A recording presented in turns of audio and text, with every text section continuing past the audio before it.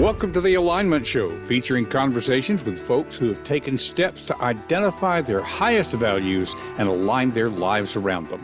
Time on this earth is not unlimited, and you may be seeking to make sure you spend your time on things that matter to you. These conversations will encourage you and support you in doing so. Now, let's meet this week's guest on the Alignment Show. And good morning, good afternoon, good evening, whatever it happens to be in your part of the world. Welcome to this week's edition of the Alignment Show. Now, this is another one that we have recorded because at the time that this episode is going to be broadcasting, I'm probably sitting in a doctor's office. It's one of those appointments that we just couldn't shift, but I'm very pleased that our guest today was comfortable with recording, and so we will be sharing that with you here in just a moment. As we get started, I want to remind you that this show is sort of sponsored by me. So we got to line up a few things here. We've been talking for a while about the upcoming book, The Way of the 3-Year-Old Why. Got a QR code on the screen here for folks who are with us in video. You'll be able to find out information about this as we go along. And then I also can tell you that for folks who are listening audio only, you can find out information about the upcoming book. It is a business fable about Dan Roberts facing a challenge in his life. He's come to a crossroads, got to figure out what to do next, not quite sure what that might be. He gets a little guidance from a mysterious barista who acts as a sort of mentor for him. And through his interactions with her, he learns 5 principles that will help him figure out what his core values are. Hope that would be of interest to you. You can find out more by going to donking.com. That's DONNKING.com/3YO. It's the number 3, lowercase letters YO. Now, we also have for you a free short story that's written in the same style. It's sort of like what I think of as cheese sampling. That is, you can find out whether the writing style in the books is the kind of thing you would enjoy reading. We don't have principles in this one, but it is written in a similar sort of way. So Brewing Inspiration is the name of this short story. It is a complete short story. You're not just getting a slice of a book, leaving you with a cliffhanger or whatever. You can find out more about that by going to donking.com. Remember, Don is with 2 N's, DONNKING.com/brewing. That's not that kind of brewing. It's like coffee brewing, BREWING. Hope that will be of interest to you and will make your life a little bit better. Here on the Alignment Show, of course, we focus on helping folks to live their values and value their lives. So I would like to introduce you to our guest at this point because I think he exemplifies that. We're going to be talking today with Yermi Kurkus. Now, I know that's probably not a name that you've heard before, but Yermi has really impressed me in the time that I've been able to work with him as a part of the group that we mention so often on this show, the Go-Giver Success Alliance. He was one of the first people that I met, one of the first people to reach out to me. He is a natural connector. Goes along with last week's program when we talked with Tracy Borison, who's all about genuine connections. In fact, Yermi is the one who introduced me to Tracy. So what his core business is, he says, we help real estate professionals create a long-lasting, profitable business by cultivating strategic referral partners. We also help real estate firm owners attain, retain, and sustain top-performing and talented realtors. Now, I can tell that Yermi has always been driven by a set of core values, and he says they've always guided him to the next step and kept him pushing to constantly keep growing. A lot of times we talk with folks on this show about how they have confronted their values and taken steps to make a change. Well, in Yermi's case, he represents someone who figured out a long time ago the centrality of values, how important they are to an effective life, not just a happy life. And so So that's one of the reasons we wanted to bring him on today. Now, we did record the interview a little bit earlier. So next, you're going to hear my recorded self interviewing Yermi, and then we'll come back at the end to tell you a little bit about next week's guest.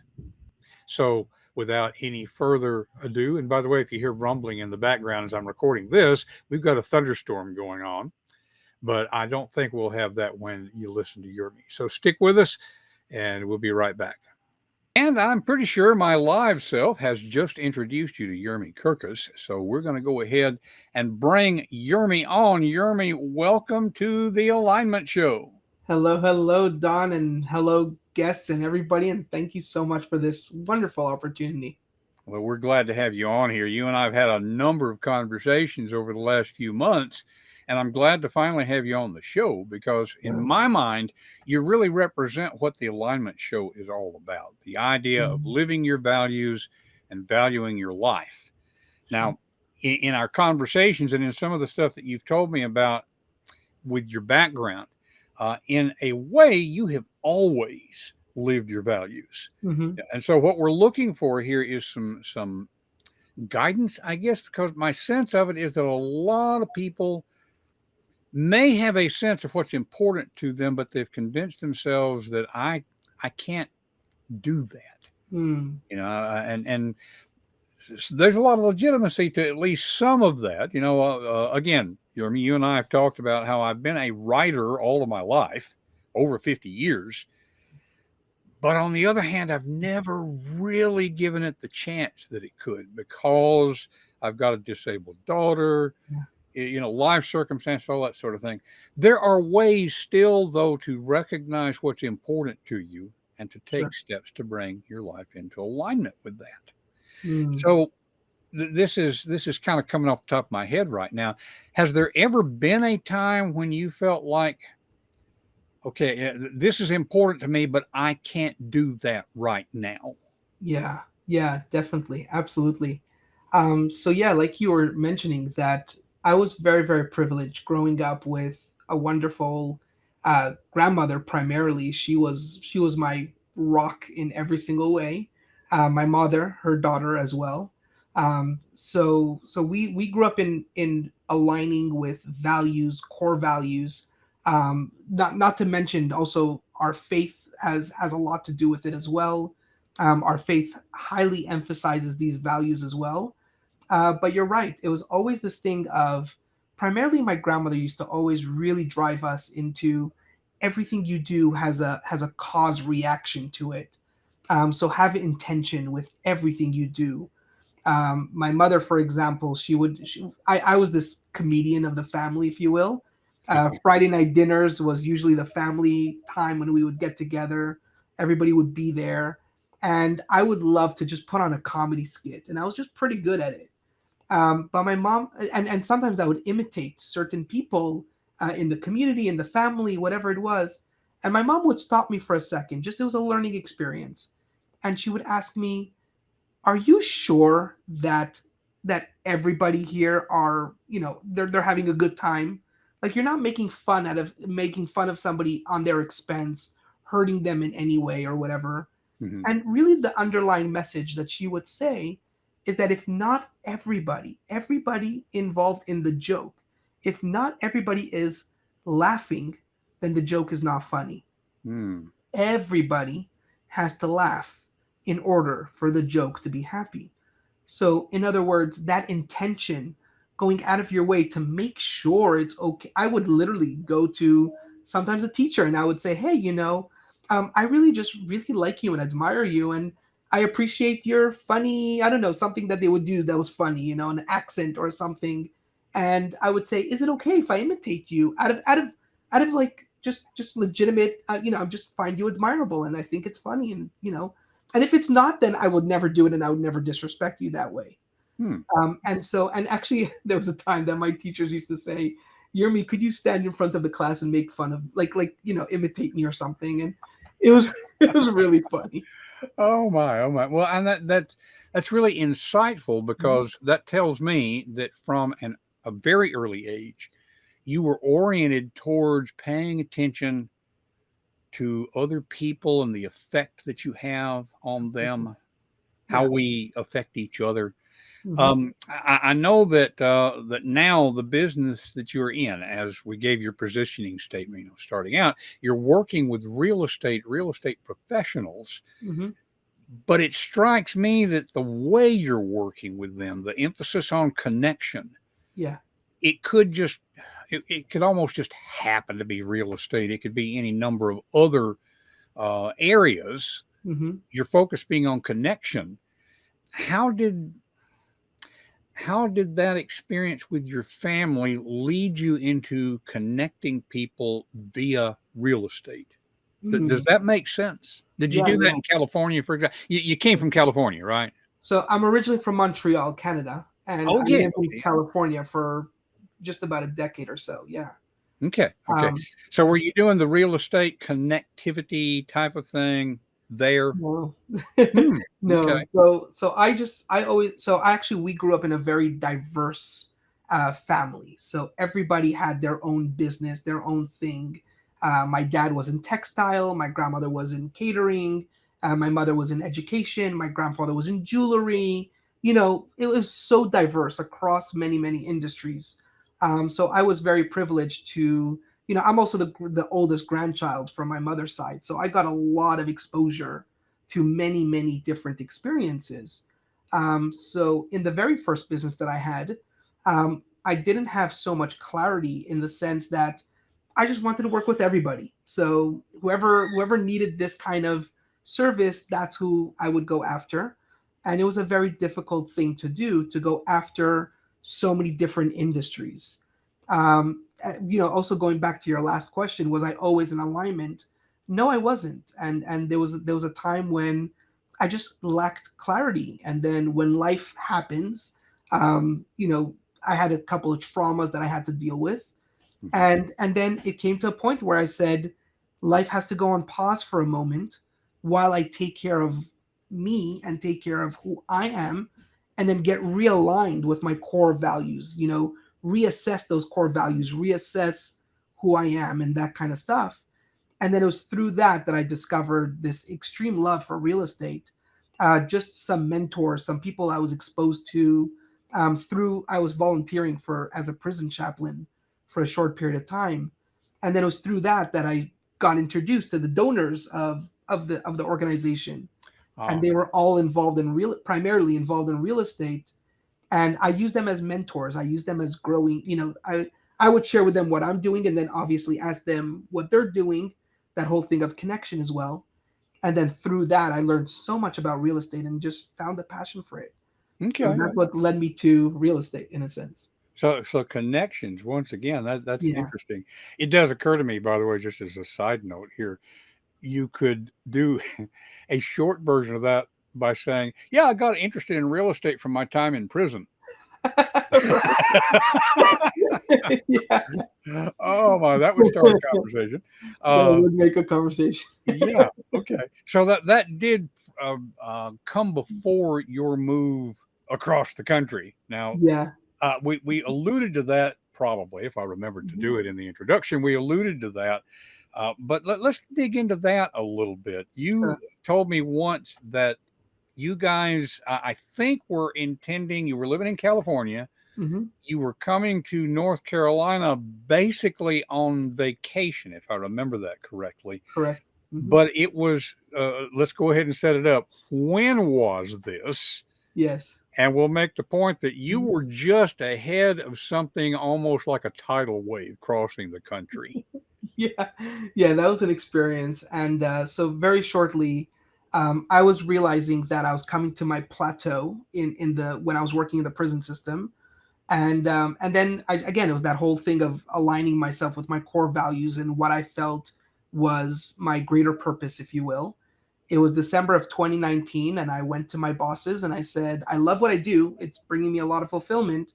However, I feel that there's more for me in life. And, March 12th of 2020 is going to be my last day of work, was effectively how I said it back in December. Okay. March And let's emphasize March 12th, 2020.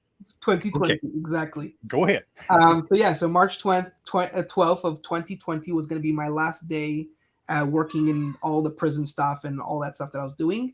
And I gave them a 3 month notice just to train the next person in, stuff like that. So did it, I aligned everything. I already went prospecting for clients and a lot of my inner network, as we just mentioned, within the real estate. So they were connecting me with their people, et cetera, et cetera. I had it all lined up. Plan was perfect, if you will. And I like to say, expect the unexpected. And then March 12th came around. That was my last day.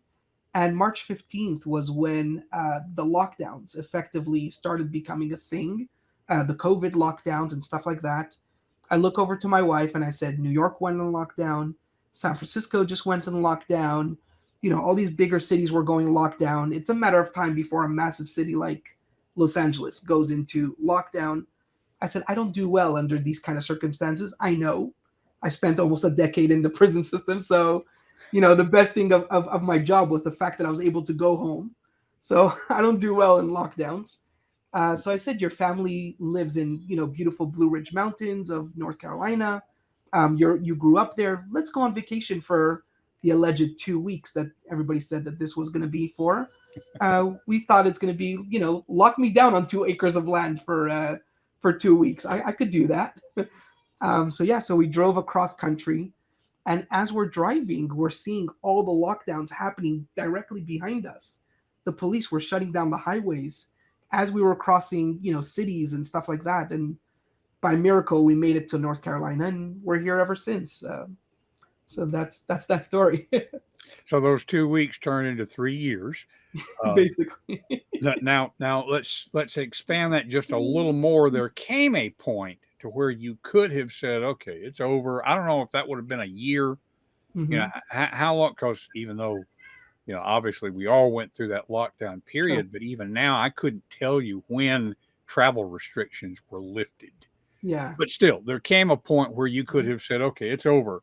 Let's go back home." At what Yeah. point did you realize that home is now here? You're in the Yeah. Asheville, North Carolina area now, I Mhm. believe, right? Yeah. Yeah. Yeah. So that happened. So we were a few months here already. As you said, like 2 weeks turned into a few more weeks and a few more weeks. And I think by the time 3 months or 4 months already hit, I simply just couldn't afford the rent of LA. It was just, expensive. And my wife being in the real estate world as well. Um, so we started researching what does like how much does it cost to buy a house where we live, let's say. And we discovered that our mortgage was going to be $100 more than our rent in LA. So all of our living expenses over here would be simply $100 more than the living expenses in LA, where there I'm renting and over here I could buy and So we decided to let go of the place in LA, the rental, and purchase actually the cabin that we were renting at the time.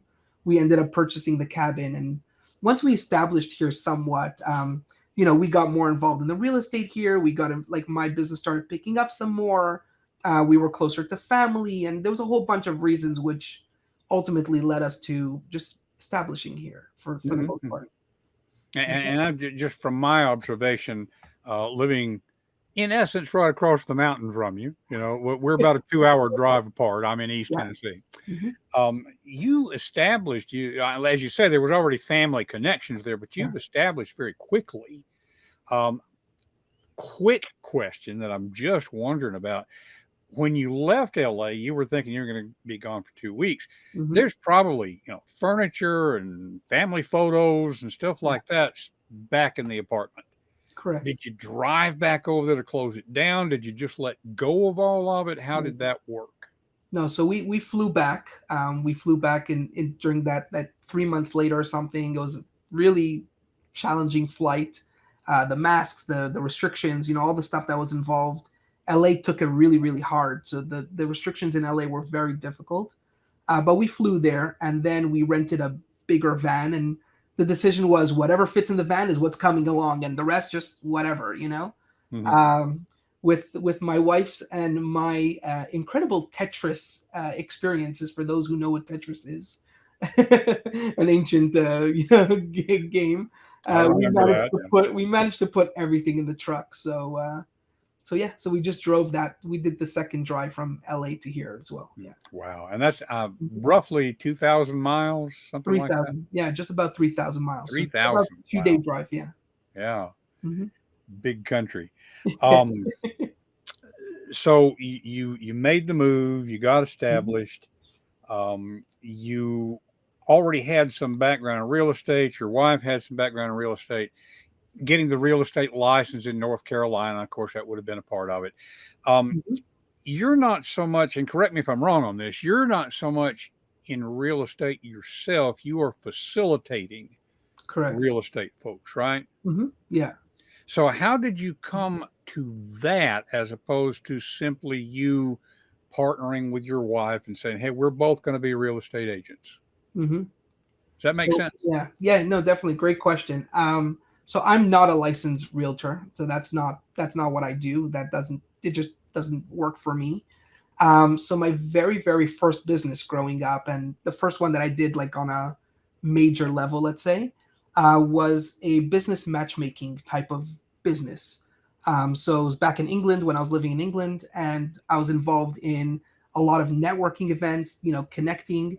And my job and my partner's job at the time that we were working together. So we were just like the hosts of this networking event, and our job was just to, when a lot of people come to networking events, some people are just awkward and they don't know who to start a conversation with or whatever. So our job was to start the conversation and start introducing people. So if, let's say, you're a realtor and you want to meet a mortgage broker, let's say, oh, there's the mortgage broker, so come, let me introduce you to him. Something of that nature. So that was my very first business. So it was like kind of like this business matchmaker type of thing. And I just loved it. I loved it so much back in the day, and it was just like connecting and learning about such interesting. Everybody has a beautiful story to share. I found that to be really, really cool and fascinating. And then it took me a whole life journey to realign and kind of like go back to the roots and say, where was I most happy? Where was I most, thriving in a sense? Mm-hmm. So that's when I decided to, and I said, I need to focus just on one industry, on one area. And if it's going to morph from there, no problem. I mean, it happened multiple times since. So I don't only work with real estate people. I worked with a bakery, for heaven's sake. Like, I worked with all kinds of interesting people. Mm-hmm. But I found that by focusing just on one criteria, makes my life easier, makes other people's life easier. When I'm searching for a client or somebody's asking, how can I refer you to somebody? It starts from there and it's easier to deal with. So my wife got her real estate license, that she did. Um, but I did more like the matchmaking, so connecting investors with developers, or a real estate agent with with a mortgage broker, like all kinds of people who share complementary services to one another Mm-hmm. within the real estate world. So Okay. that's Now, basically how I did it. I'm betting that you applied that sort of skill set to help you guys get established. Sure. As I've already mentioned, quickly. Hmm. I know Asheville a little bit. My late ex-wife lived over there for a while, and my kids grew up in Black Mountain. Yeah. Um, so Hmm. it's a little different than a lot of our areas around the mountains, but Hmm. still, I'm in a community where a guy that I used to know, he's since died, Mm. but he worked at Oak Ridge, Yes. and he went to Mhm. work there in 1949. I knew him in 1989, Wow. and folks still called him the new guy. You know, Yeah. so the skill set that Mhm. enabled you not just to get established in the Asheville area and other places. I know you do a lot of stuff online. It's not Mhm. just the local geography, but still the skill set that enabled you to actually connect with people yourself so that you could then connect them with each other. Mhm. And as we've already mentioned, you're part of the Bob Berg group along with me. Mhm. Bob Yeah. was one of his early books. I'm drawing a blank on the name right now, Yermi. Help me out here. Are you referring to Endless Referrals? Endless Referrals. Thank you. Mhm. Yes. Yeah, That book is, in a lot of ways, a classic sales book, but it's not really about sales. It's about relationships, sure. which is about sales. Bob's um philosophy and ours is about serving, not what can I Right, get. right, right. You know, that's a natural connection for you, but that's something that you worked out on your own long ago.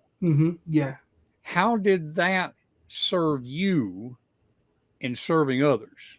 sure, sure. So that's a long-winded answer, but I'll give you the short version of it. So part of the core values growing up was it's not just enough to do business and to do all that kind of stuff, but we have to give back to the community if we are community members. So we have to volunteer, and there was actually a requirement growing up that you had to volunteer a certain amount of hours every week, every month, whatever it was, depending on school, depending on a lot of other stuff. So my grandmother would take me, my mom would take me, whoever it was would take me. I would eventually, as I grew up, went on myself, whatever, and so on and so forth. So being a community member and being part of the community, giving back to the community was a very big core value. And I kept that core value all along my life, etc. Hmm. And eventually, when I started dating, that became a core value that I was also looking for in my wife, which she shared with her family. And then her growing up in the Asheville area, they were a very well known family around here for volunteering, for being part of community. So I just tagged along when we moved here. So we volunteered to a lot of opportunities, a lot of different things, being part of the community. And again, just learning about people, and you always meeting people through these events, through these things. So that perhaps I would say that played into the quick acclamation, as you put it. Yeah. Okay, okay, and I mean, just to draw this out, I'm sure this is the case. Hmm. People will sometimes have a negative connotation around the idea of networking. I think it's because they think it's about handing out a bunch of business cards and all that kind of. That's not what we're talking about here. No, not at all. You're Yeah. talking about genuine service. Hmm. I almost think instead of talking about networking, we just talk about making friends. Yeah. So that's something that you brought over to North Carolina. Hmm. But I'm struggling to get everything out of my head on this one. It was also about leveraging, in a way, leveraging existing connections. You didn't just show up as a stranger in Hmm. Asheville, although Asheville, because of the nature of its town, it's probably far more tolerant of newcomers Yeah. than a Yeah. lot of Yeah. places. But even within that, Hmm. you weren't a newcomer. It may have been your first time being there, Hmm. at least for an extended period of time, but you're immediately connected into an existing community because you have genuine ties. Is that Yes. an accurate statement? Absolutely. Yeah. I just became the husband of, or son-in-law of, very quickly. That's how I was introduced. That's how they got to know me. Hmm. But I love that you mentioned that. To me, my philosophy about networking, just always was I always thought of it as how do I transform, and I love that word. I really use that word heavily, but I like to see it in a simple way. How could I transform this current quote unquote state stranger? I mean, right now, this individual who's in front of me, I never met him before, never anything. How could I transform this stranger into somebody I know? And paraphrasing Bob Berg again, it's people do business with and refer people business to people that they know, they like, and they trust. But before Hmm. liking and trust, you got to know somebody. Hmm. So if I don't know them, I need to transform them into somebody now that I know. So that's the way I approach networking in general and my philosophy. Otherwise, it's going to be a transaction, and nobody likes to feel like they're like an ATM machine. Throw a card at it and expect money to just show up. Oh, absolutely, So absolutely. that just doesn't work that way. And the emphasis here is not so much for you to know them, but for you. No, no, that Well, is. for us It's to not. know each other, I think. It goes both ways. Yeah, Yeah, yeah. yeah. Mhm. And to develop that a little further, there are people that I know that I don't particularly like. Right. Yeah. And there are even people that I know and like, but I don't trust them. I mean, it's Yeah. not so much that I think they're going to take advantage of me Sure. as they don't strike me as particularly competent, for Right. example. Right. And so all three of those things, the know, You like, have and to work. trust, but it starts with the knowing and the truly knowing. Now, Correct. we should mention one of the things that I know that you have done in the last couple of years.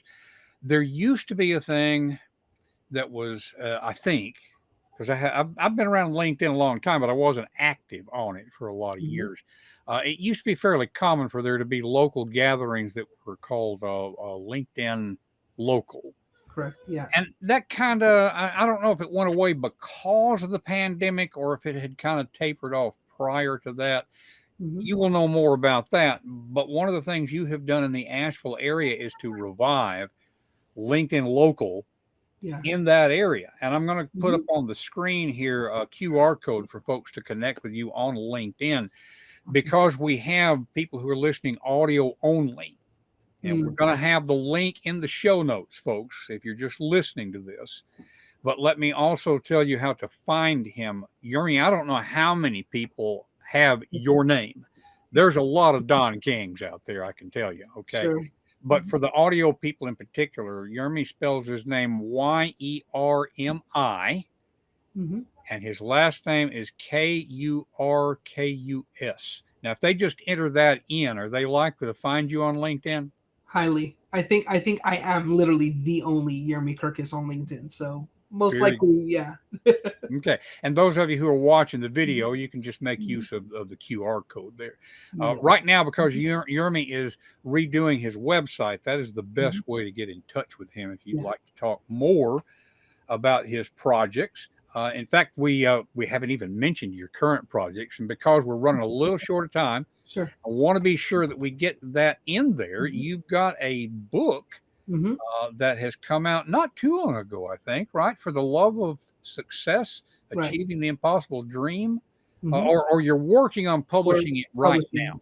Yeah, yeah. We're in the middle of well, we had a publisher, and then the publisher had to leave for personal reasons of his own, and now we were just kind of like left with the whole project on our own shoulders to do. Hmm. So it unfortunately dragged out longer than anticipated. But we are coming out with that book, and it's super exciting. And yeah, so I don't know which direction you want to go with that. I'm sorry, but You we're may or kind of may not, working on it. and because I'm involved as a writer and I've done Mhm. traditional publishing and also independent publishing, Sure. I know a little bit about the process there. I Yeah. don't know if you've got any kind of a pre-order. Uh, Yeah.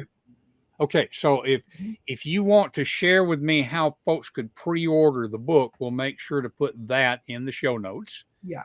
I will Okay. share that link with you. Absolutely. I Okay.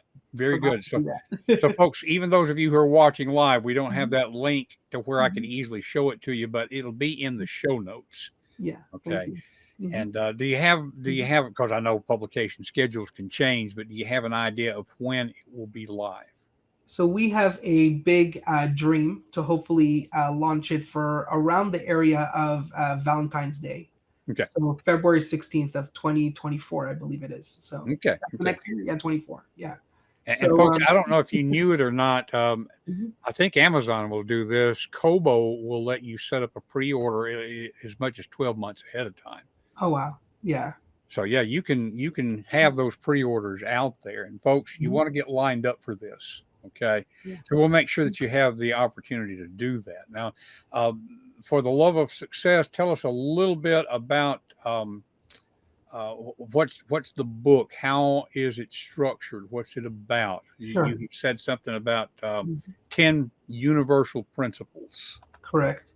Yeah, so basically, I was always known as the dreamer or the fantasizer, as I used to be called, and it very much aligns with the whole idea of alignment. So once you have clarity on who you are, you have clarity on the vision and where you want to end up being, and so I had this dream, and I figured to me there's an ideal version of the world, and that I want to play a part of that. And unfortunately, my immediate surroundings would try to hush that dream by a bit. My dreams are big, and I like to say if my dreams don't scare me, they're not big enough. So so it was a story of how I really aligned my life. I said, here's the kind of life that I want to live. And then I said, well, I need a partner to live this life. And I would love to marry a woman that would match this kind of lifestyle that I was hoping to achieve and build and all that stuff. And so I wrote this 4 page, very elaborate description of the ideal wife that I was looking for. And the way it works in my community is that we go to matchmakers and we give this description and we look for this wife. Well, long story short is that everybody told me that there doesn't exist this kind of woman.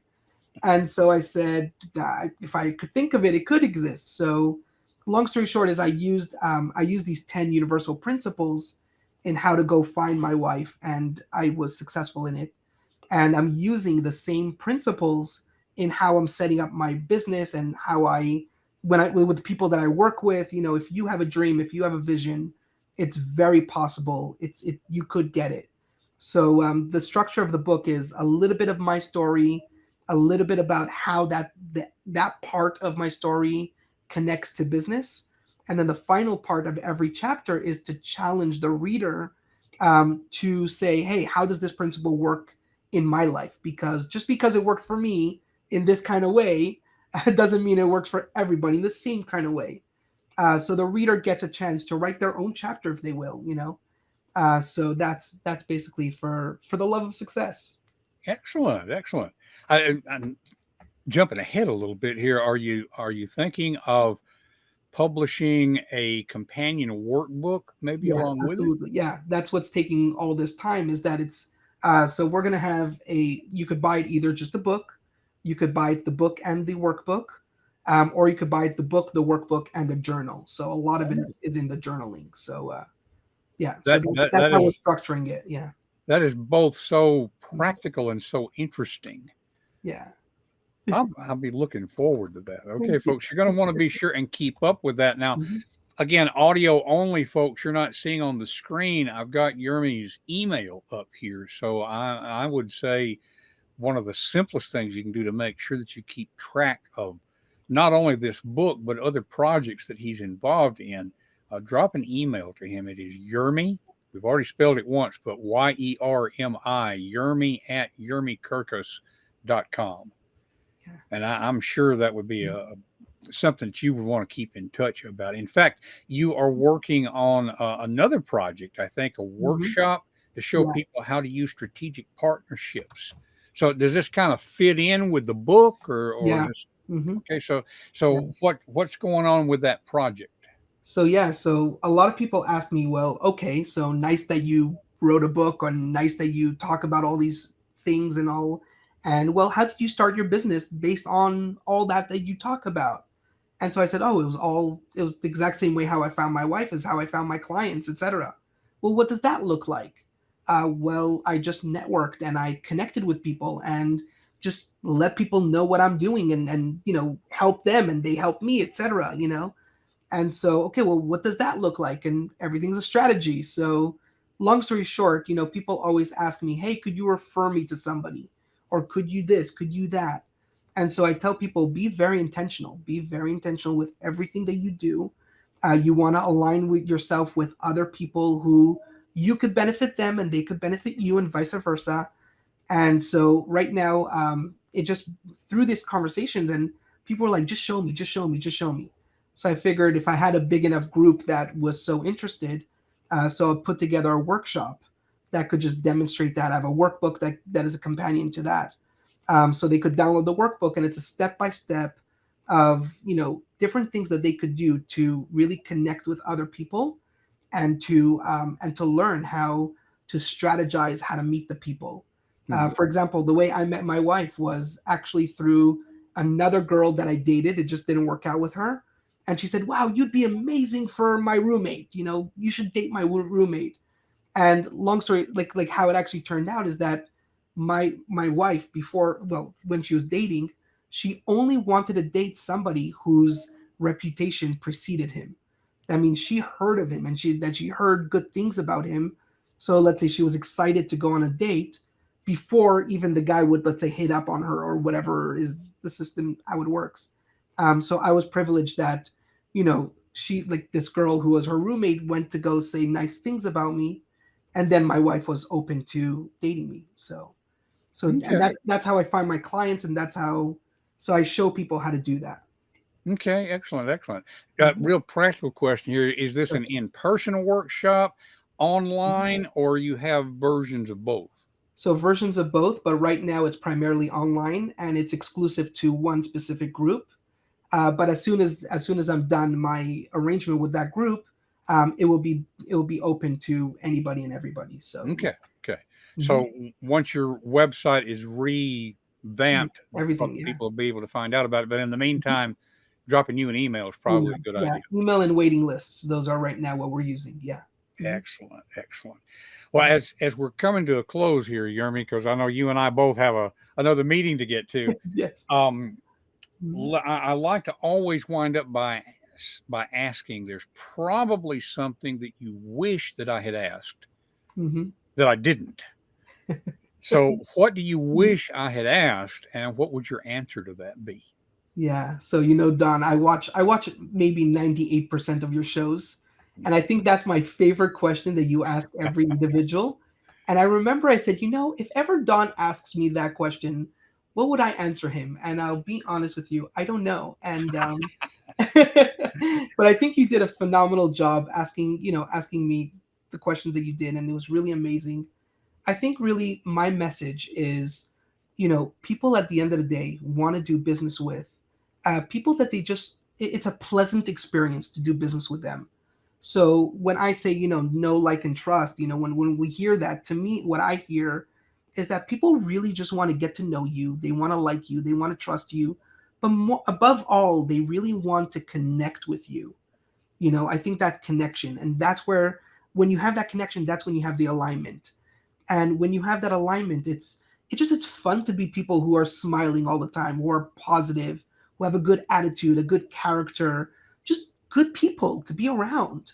And so that's really, I think, the highlight for me and what I do in business. And that's, like, you're gonna hear me scream that at the top of my lungs all the time. uh, and we have the workshops that go around becoming happier, more, better attitude, better characters, which are the core of the service that I provide for these professionals. So that's what I think is the most important thing to end off on, and kind of like to remember. Excellent, excellent. Well, Yermi, I appreciate so much you Well, taking the time to come on with us here. thank Uh, you for the opportunity. and it's up here in the corner, but make sure folks can find the show notes on this, the links we've been talking about. You can go to confidencecultivators.com and find all of this information that's going to be there. I'm going to turn it over to my, I don't know, it's my real self, regardless. It's just recorded at a different time. So, Don, take it away. Really grateful to Yermi for taking the time to come on the Alignment Show. I hope that our conversation has been encouraging to you as you think about living your values and valuing your life. Next week, we will have yet somebody else that I met that first week that I was in the Go Giver Success Alliance. We will be talking with Peg Duchesne. Now, I'm going to wait until a little bit later to tell you more about Peg, but she has always been a supporter of this show. If you are a watcher to where you can see comments, Peg is here just about every week, and she just impresses me all over. So we were very fortunate to be able to get her on the show. We'll look forward to that next week, next Wednesday, 10 a.m. Eastern Time. You'll have several places that you can watch it. You can always catch the replay. Be sure that you go to um, the Confidence Cultivator. Ooh, I don't have the link up here, do I? Well, if you're watching this, then you probably know how to find the Confidence Cultivator, but that's where you can subscribe to be able to follow show notes and all that sort of thing. In any case, we will look forward to seeing you next week here on the Alignment Show.